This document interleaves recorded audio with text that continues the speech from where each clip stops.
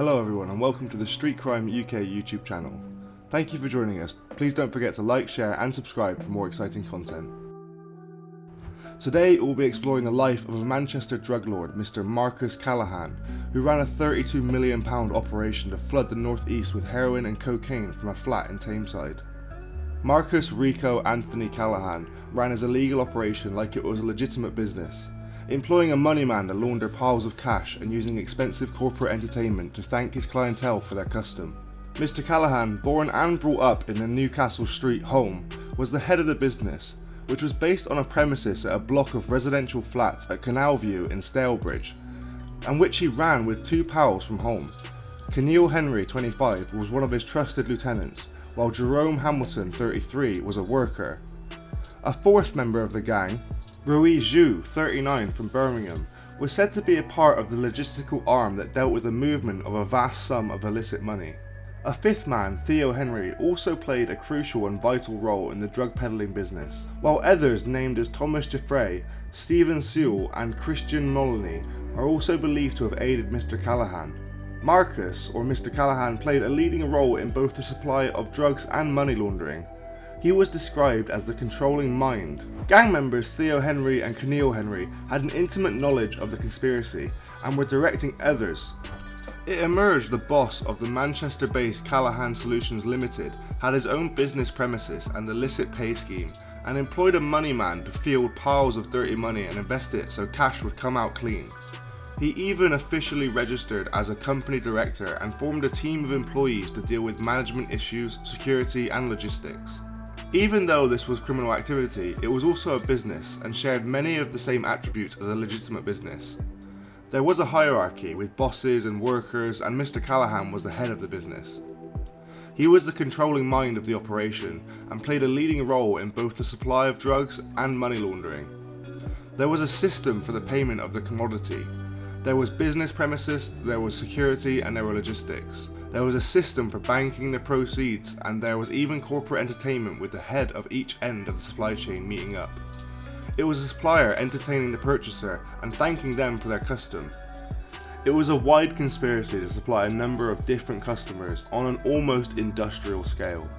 This was a sophisticated and very well organised crime group that flooded Middlesbrough and the northeast with heroin and cocaine, blighting the lives of some of the most vulnerable people.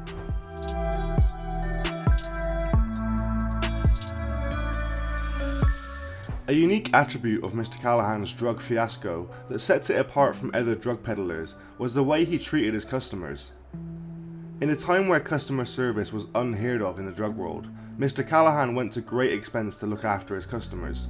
He booked 3 rooms at the Principal Hotel in Edinburgh for 3 nights to celebrate New Year's Eve in 2017. He was said to have booked a VIP table at the Opal Lounge, a bar in Edinburgh, to bring in the new year, spending £395 on a magnum of vodka and a bottle of rosé champagne. Mr. Callaghan laid on the lavish corporate hospitality for clients, in which he treated them to £400 bottles of pink champagne, VIP access and £800 a night hotel mini breaks. Mr. Callaghan, who ran his £100 million drugs empire like a legitimate business, was also captured on CCTV splashing the cash in a swish night spot to thank the clientele for their custom. Furthermore, 3 of his major fixers were booked in the separate rooms at Edinburgh's prestigious Principal Hotel for a Hogmanay celebration to see in 2018. Hogmanay is the Scots word for the last day of the old year. In 2018, where luxury hotel rooms in the Scottish city can cost hefty sums as well. Whilst lining their own pockets, the members of this crime group never gave a second thought to the harm and misery Class A drugs could cause within the larger communities. Members of the drug ring made a considerable amount of money from the enterprise, and while they spent numerous years spending their ill-gotten gains, the only thing they are spending now is a significant amount of time behind bars. Mr. Callaghan had previously been named as a suspect in the murders of 2 hitmen who were shot dead moments after they bungled a gangland execution at a pub in Salford in 2006. Police questioned him after he returned to the UK from his bolt hole in Spain, but it is thought he could not be linked to the shootings, and he later set up his drug enterprise. The Northwest Regional Organised Crime Unit, NWR-OCU, discovered Mr. Callaghan and his associates were supplying millions of pounds worth of drugs to contacts in Middlesbrough and the northeast. The operation was run from a flat in Stalebridge, where drugs would be stored before being driven to the northeast in hire cars and handed to buyers for distribution.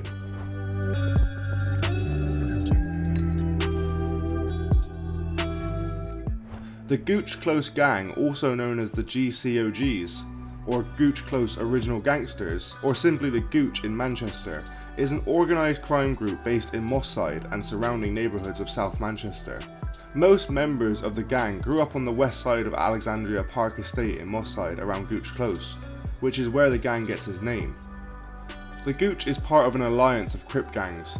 It had violent disputes with many other South Manchester gangs, most notably the Doddington Gang, formerly known as the Pepper Hill Mob, the Moss Side Bloods and the Longsight Crew. Young men would hang around a shebeen on Gooch Close selling drugs, which is where the gang started and how they got their name. Gooch Close was a small cul-de-sac of semi-detached houses with an alley at one end. In the mid-1990s, the Alexandra Park Estate was redeveloped and the street was redesigned and had its name changed to Westerling Way. The gangs, while supplying to the street dealers, also tried to ensure that the dealers were protected from other gangs by protecting their territory. Most of their problems occurred when rival street dealers started to move into the territory already controlled by a gang, or when a gang taxed a rival dealer, a move seen as damaging street credibility and respect. The gangs in South Manchester, including the Gooch Gang, were made up of mostly first and second generation British West Indies and Caribbean heritage members, whose grandparents came to England from the 1950s onward. Around the same time as the Gooch Close Gang was becoming known around the city, the Pepper Hill Gang were also starting to emerge, taking their name from a pub on the east side of Alexandria Park Estate.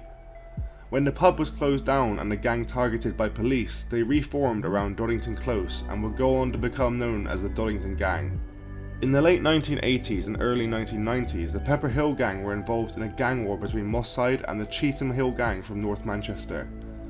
The Gooch often brought and sold drugs with Cheetham Hill Gang, and the Gooch had close ties to Cheetham Hill, with the cousin of Cheetham Hill Head being a leading figure in the Gooch. The Pepper Hill Gang thought this was helping the enemy. The Pepper Hill Gang declared that nobody from South Manchester was to have dealings with Cheetham Hill. This angered the Gooch and a fierce war erupted, dividing the Alexandra Park Estate in half, with the Gooch on the west side and the Pepper Hill on the east side. Although the gang war was centred around Moss Side, young males from neighbouring areas would be drawn into the conflict, resulting in a number of deaths and regular shooting incidents in South Manchester throughout the 1990s and 2000s. By the mid-2000s, the Gooch had grown to become a vast gang, made up of a number of smaller offshoot crews based around South Manchester. The most notable of these being the Longsight Street Soldiers, Old Trafford Crips, Rusholme Crips, and the Fallowfield Mad Dogs. These gangs would carry on the rivalry with the Doddington and Longsight crew into the 2000s.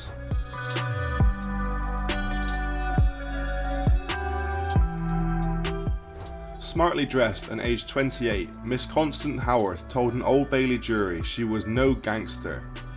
"I'm just a girl, I don't know anything about guns." But they did not believe her. She was convicted of being an underworld arms dealer and jailed for 5 years. A decade later, Miss Howarth was back in the dock. This time she was charged with conspiracy to murder and jailed for life with a minimum of 20 years to serve. This is when she made a bid to get out of jail by blaming 2 notorious South Manchester gangs for the Devil killing, which led to her being locked up for life. The shooting at the Brass Handles, a family pub in Pendleton, Salford, was one of the most notorious crimes in Greater Manchester's recent history. 15.5 years ago, 2 men were shot dead, Richard Austin, 19, and Carlton Alvanga, 20, having been sent to the pub to assassinate a man drinking inside, before being overpowered and killed with their own weapons. 2 other young men, Salford's David Totten and his friend Aaron Travers, were shot and wounded by the would-be hitmen. In the moments before the failed assassins were killed by some unknown person or people inside the pub and dragged outside, it had been engineered by Bobby Spears, Paul Macy's right-hand man, who had fallen out with the intended target of the shooting, David Totten. Mr. Spires gave himself an alibi by watching a Manchester United match in a box at Old Trafford as the assassination bid took place. Keen not to be seen or to be involved in an attack of one of Salford's own, Mr. Spears had turned to Ian MacLeod, one of the founding members of Doddington Gang, to help taking out his rival Mr. Totten. Mr. MacLeod was a veteran of the drug wars of the 1980s, who had gone into the security business. He had met Mr. Spears when they both undertook a security industry authority training, and after being approached for help, recruited two naive young men, Mr. Austin and Mr. Alvarenga, for the hit job on Mr. Totten. Even though all of this was known years ago, Miss Howarth, in a bid to get out of prison, put forward a different version of events, claiming that Mr. Alvarenga and Mr. Austin died as a result of feuding between the Gooch and Doddington gang. Miss Howarth applied to the Courts of Appeal in June 2020 for leave to appeal against her conviction, and her lawyer told the court that in 2006 the Doddington and Gooch were at war, resulting in a series of fatal shootings. These included the killing of Ramon Cumberbatch, who was shot dead by a known Gooch member in 2005 September, and the killing of Jonathan Cowley, also shot dead by a man with ties to the Gooch.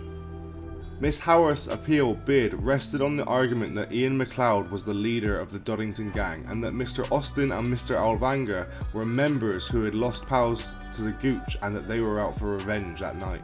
And she asserted that it was not David Totten who Mr. MacLeod, Mr. Austin and Mr. Alvarenga were after that day, but another man drinking in the pub, Marcus Mr. Callaghan, who was associated with the rival Gooch gang at the time. Her lawyer told the Court of Appeal that there had been a failure by her former legal team, a major failing to make relevant requests to disclose material to suggest that the brass handle shooting was inter-gang related violence, with Mr. Callaghan as the main target.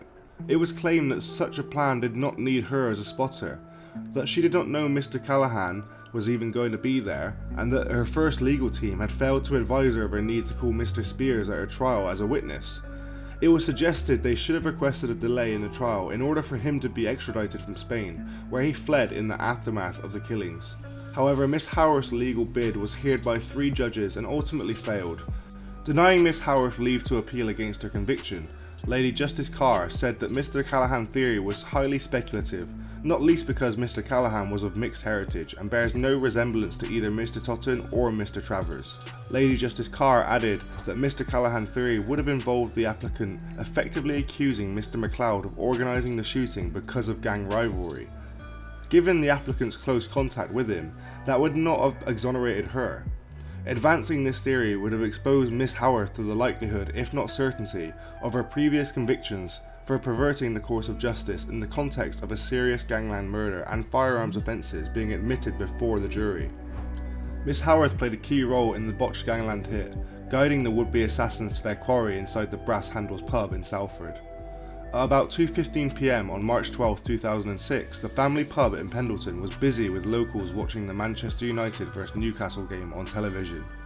As the gunman entered the vault, Miss Howarth of Rosalind Court, Salford, had already slipped away into the ladies' toilet, where she heard the firecracker sounds of shots as she touched up her lipstick. Richard Austin and Carlton Alvarenga were reluctant to carry out the hit, and were seen being forced out of Ian MacLeod's car in the minutes before the attempted hit, and when it was catastrophically wrong for them. The pair walked to where David Totten and Aaron Travers were sitting together. Mr. Austin fired 6 times and both men were hit, and seriously injured, but Mr. Alvarenga's handgun jammed. Several customers then fought with the gunman, disarming them during the struggle, but were shot and fatally wounded. They collapsed outside on a green croft in Fitzwarren Street and died at the scene. Mr. Totten and Mr. Travers were driven to hospital by friends. Neither would cooperate with a police inquiry. A CCTV system inside the pub had been ripped out by the time the police arrived, but a case was built around the telephone communications. Miss Howarth was convicted alongside Ian MacLeod, who received a life sentence and a recommendation to he serve 21 years.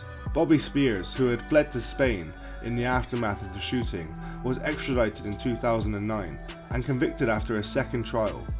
He was jailed for life and must serve at least 23 years. Sometime before the shooting, Mr. Totten was refused entry at a nightclub in Manchester.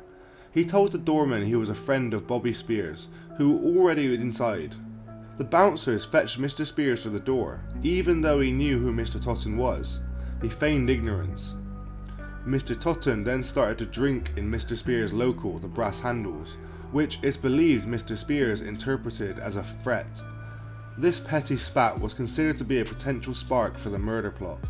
In 2009, Marcus, or Mr. Callaghan, was named as being a person of interest in connection with the murders of Mr. Austin and Mr. Alvarenga, but was never called up as a witness or called up for investigations. It remains to be a mystery of what Mr. Callaghan was doing exactly at the time of the execution.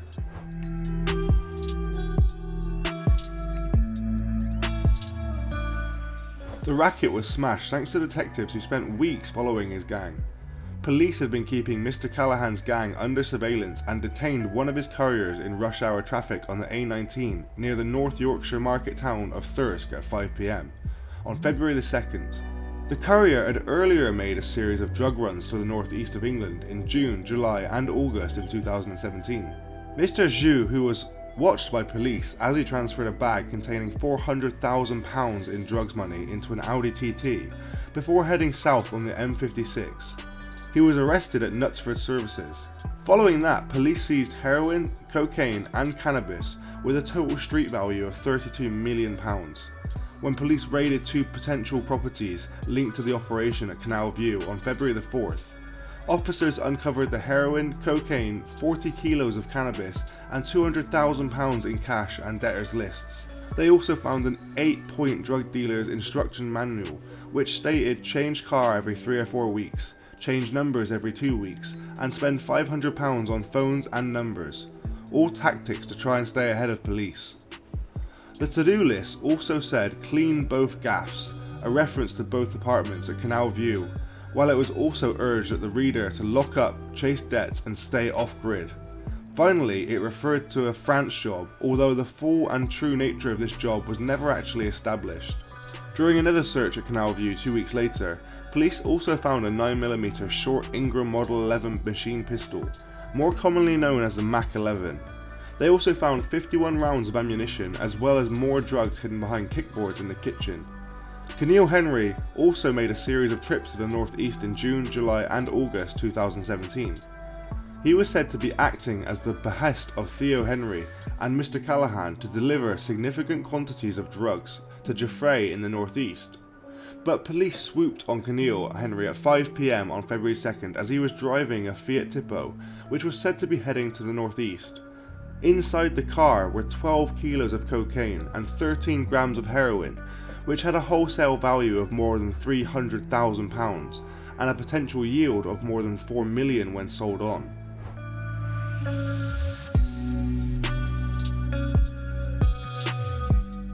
In sentencing, Mr. Callaghan was found guilty of 2 counts of conspiracy to supply Class A drugs and 2 counts of conspiracy to supply Class B drugs. He was also convicted of conspiracy to acquire or use criminal property. Now he is facing a 24-year jail sentence after he was convicted of conspiracy to supply huge quantities of a high-purity Class A drug. His month-long trial at Manchester's Minshull Street Crown Court was surrounded by high security, including armed police. The jury found him not guilty of possessing a firearm with intent to endanger life and possessing ammunition with intent to endanger life. Keneal Winston Henry, 25, of Colmington Close, Holme, was also found not guilty of possessing the gun and ammunition with intent to endanger life. He admitted 4 counts of conspiracy to supply Class A or Class B drugs. He also pleaded guilty to acquiring or using criminal property. Jerome Noah Hamilton, 33, of Northdown Avenue, Holme, was found not guilty of 4 counts of conspiracy to supply Class A or B drugs. The Crown offered no evidence against him on the gun and ammunition charges, and not guilty verdicts were recorded, but the jury found him guilty of acquiring or using criminal property. Ruiz Yu, 39, of Graham Street, Birmingham, was found guilty of using or possessing criminal property. Thomas Geoffrey, 33, described as the head of the Middlesbrough operation, and who was caught on CCTV with Mr. Callaghan at the Opal Lounge, was jailed for 13 years and 4 months. Theo Henry, 30, of Newton Heath, Manchester, who admitted conspiracy, was jailed for 21 years. 3 Middlesbrough men, Stephen Sewell, 38, Christian Moloney, 33, and Richard Llewellyn, 34, pleaded guilty to drugs offences at an earlier hearing to the involvement in the racket. After the case, Deputy Inspector Jason Pye from the North West Regional Organised Crime Unit said, "Today marks the end of a very long but successful investigation into one of the biggest drugs operations in the North." Officers spent hours poring over the footage of this group and watched as Marcus or Mr. Callaghan strictly ran his business, mirroring more legitimate enterprises. Mr. Callaghan denied being boss of the gang, claiming he was a local manager or caretaker who provided a safe house. Sentencing judge Martin Rudland said, "This is a crime at a very high level, and anybody who spends any amount of time in these courts will appreciate the devastating effect that controlled drugs have upon individuals. Communities are blighted by the actions of those who, in order to feed their addictions, commit crimes.